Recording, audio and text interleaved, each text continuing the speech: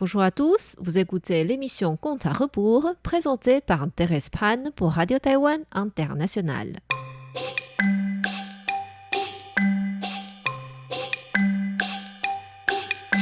La semaine dernière, nous avons vu comment Lai Buyi aida le jeune général Yu Yunwen à gagner une guerre contre l'armée de Qing et de rassurer la paix dans le pays pendant 50 ans. Comme sa trace fut dévoilée en raison de cette contribution, le Premier ministre voulait de nouveau le saisir et l'anéantir. Heureusement que Lai Buyi avait déjà pensé à cette possibilité et se sauva juste avant que les cavaliers n'arrivent. À peine Lai Buyi quitta-t-il la colonie qu'il entendit des galops derrière lui. Sous l'effet du stress, il courut dans une forêt dense pour échapper à la poursuite. C'était déjà la nuit de l'automne. Il faisait froid et les étoiles étaient cachées par les feuillages. Lai Buyi perdit tout de suite le sens de l'orientation.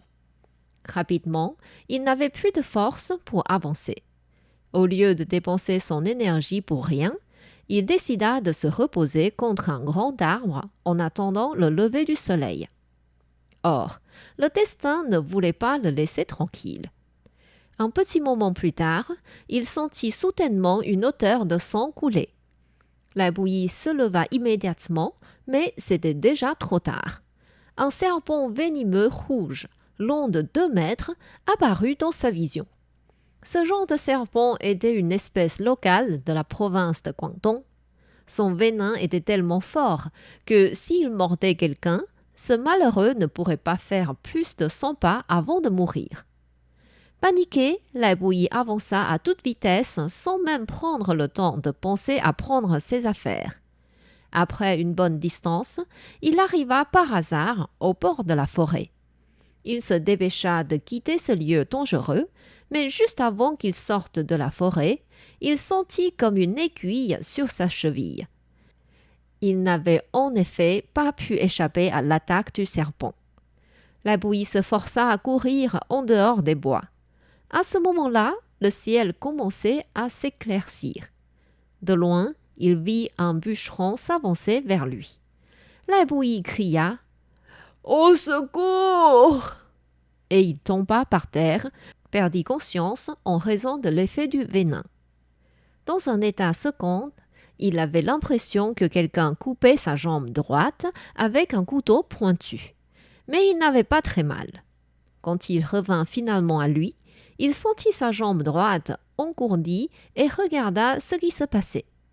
En réalité, un homme d'une trentaine d'années était en train d'aspirer sa blessure et de cracher le sang venimeux bouchée par bouchée. Touché par ce geste, Lai Buyi le remercia. « Bienfaiteur, je ne suis pas digne que vous m'aidiez de cette manière. » L'homme continua de sucer le sang infecté sans rien dire. Un petit moment plus tard, il se leva enfin et dit « Ah, le venin du serpent rouge est vraiment fort. Sans être soigné dans les minutes suivantes, vous seriez déjà parti. » Il rinça la blessure de Lai Buyi avec une sorte de sirop. Ensuite, il lui mit une pommade et fit un pansement.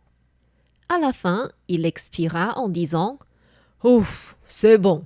La blessure est bien nettoyée et la chair a retrouvé sa couleur normale. Vous n'êtes plus en état critique. » Lai Buyi se força de se relever en demandant « Bienfaiteur, comment vous appelez-vous? Où sommes-nous actuellement? Pourquoi êtes-vous tout seul dans un lieu oublié comme ici ?» L'homme essuya la sueur de son front en disant « Je m'appelle Zhang Xing. Vous êtes actuellement à l'ouest, à la ville de Nanxiong. Je suis d'origine de cette ville, mais étant encadré par quelqu'un, je me suis échappé ici avec mon fils de 2 ans. Vous m'avez sauvé la vie. Si vous pouvez me raconter votre vécu, je vous aiderai autant que je peux. » Zhang Xing hésitait même s'il aurait bien voulu recevoir de l'aide.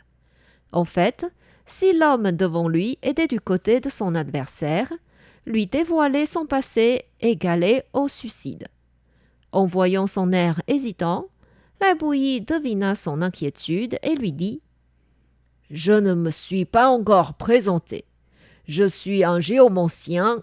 Mon nom est Lai Buyi. » Les yeux grands ouverts, Zhang Xing ne pouvait pas croire que la personne qu'il venait de sauver était le maître du pays, celui qui avait aidé l'armée de Song à obtenir une grande victoire contre l'armée de Jin. Zhang Xing s'inclina tout de suite et dit « Grand maître, votre réputation s'est propagée partout dans notre province. Quel honneur pour moi de vous rencontrer aujourd'hui. » Ainsi, sans aucun doute, Zhang Xing lui raconta son passé, les larmes aux yeux. À l'est de la ville de Nanxiong se trouvait une rue s'appelant Queue du Canard. C'était un lieu éloigné du centre, et il y avait seulement 3 familles installées ici. La famille Zhang était arrivée en premier. Le grand-père de Zhang Xing, s'appelant Zhang Che, avait construit une maison en terre et en boue pour sa famille.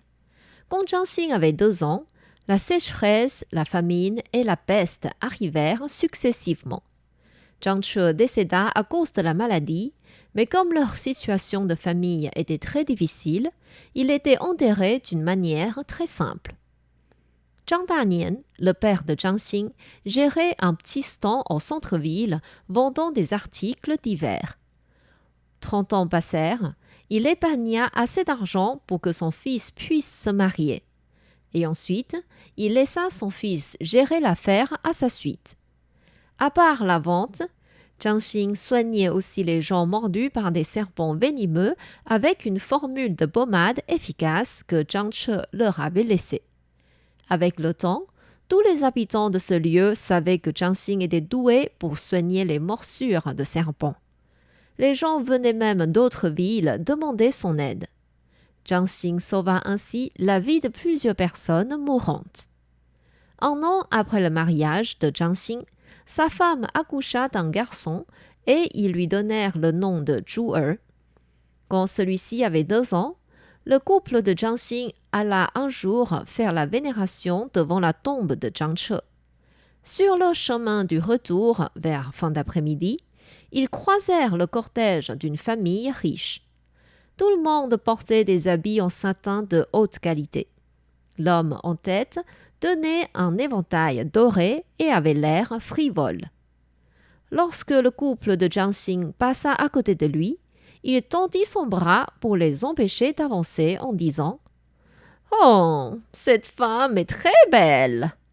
Et il caressa carrément le visage de la femme de Zhang Xing. Terrifiée, celle-ci se cacha aussitôt derrière son mari. Zhang Xing savait que l'homme devant eux était Song Ren, le fils d'un fonctionnaire de rang élevé. Song Ren profitait du pouvoir de son père pour saisir des belles femmes pour sa propre jouissance. Zhang Xing était farouche à cause du geste de Song Ren, mais sachant qu'il ne pourrait rien faire contre lui, il tira sa femme et repartit vite. Or, peu de temps après qu'ils arrivent à la maison, 3 personnes entrèrent chez eux sans invitation. C'était le gouvernant de Song Ren avec 2 gardiens. Le gouvernant s'assit sans gêne sur la chaise principale du salon en disant « Notre maître voudrait épouser une concubine. Il est satisfait par la beauté de votre femme et il vous propose une dot de 20 kilos d'argent. Je suis certain que vous n'aurez pas d'objection. » Zhang Xing retint sa colère et dit froidement « Puisque votre maître est conscient qu'elle est ma femme, il n'y a pas de raison qu'il l'épouse. » « Ce que mon maître veut, il l'obtiendra.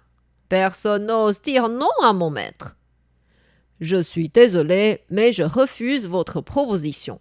Je vous prie de sortir de chez moi. » Le gouvernant le regarda avec le coin d'œil et ricana. « D'accord, si c'est cela que vous voulez. » Et les 3 personnes quittèrent la maison de Zhang Xing. La nuit même, des dizaines d'hommes costauds entrèrent chez Zhang Xing par la force. Ils assénèrent des coups de poing et de pied à Zhang Xing et à Zhang Danian. Ensuite, ils saisirent la femme de Zhang Xing et repartirent. Les voisins arrivèrent en entendant le bazar et virent le bébé de 2 ans en train de hurler. Zhang Xin et Zhang Danian par terre, baignant dans le sang. Ils les installèrent sur le lit et allèrent demander l'aide d'un médecin. Mais 3 heures plus tard, Zhang Danian décéda. Zhang Xin resta allongé 3 jours et 3 nuits avant de pouvoir descendre du lit.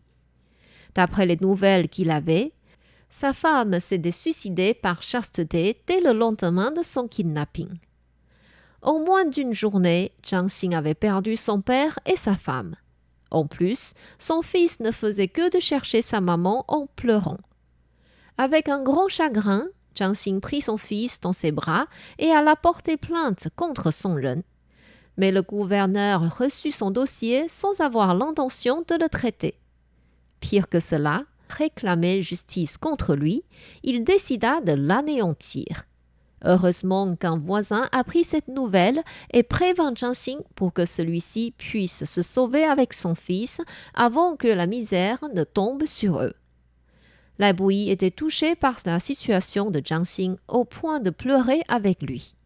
Il mit sa main sur son épaule en disant « Bienfaiteur, ne soyez plus triste. Je vous aiderai pour la vengeance. » Que fera notre géomancien pour aider Zhang Xin? Je vous invite à revenir la semaine prochaine pour la suite de l'histoire. C'était Conte à rebours présenté par Thérèse Pan sur les ondes de RTI.